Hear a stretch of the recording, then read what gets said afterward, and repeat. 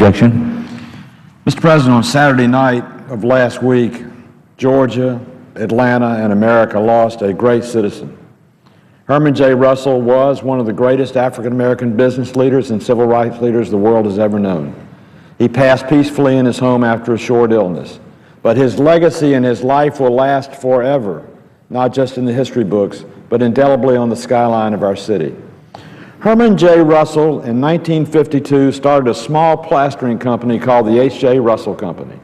He had just graduated from Tuskegee Institute in Alabama and came to Georgia to make his fortune and his fame.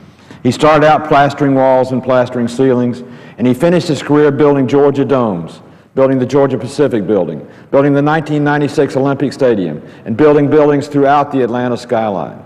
While doing so, he made a lot of money that he reinvested back not just into investments, but into his community.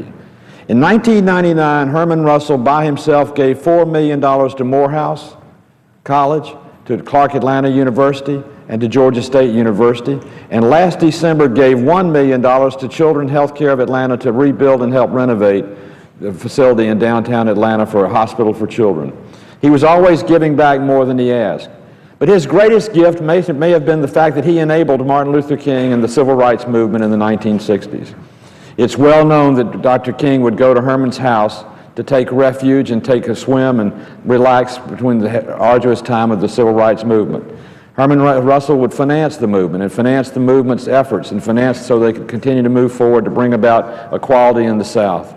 That's an indelible mark he's left on history, not just for our state, but for our country. Herman and his wife had 3 wonderful children. They're involved in the business today. The business today is still flourishing as it always has. In fact, the new Atlanta Stadium, the new Atlanta Dome Stadium, which will house the Falcons, is a $1.3 billion stadium that the H.J. Russell Company is integrally involved in.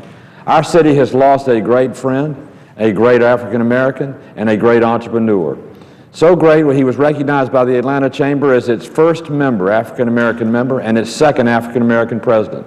He's been recognized by the Butler Street YMCA, by the Atlanta and Georgia Business Council, by almost every entrepreneurial group there is for his contribution to business and his contribution to investment in the state of Georgia. It is with great sadness tomorrow night that I'll go to Ebenezer Baptist Church and be a part of the wake ceremony for Mr. Russell.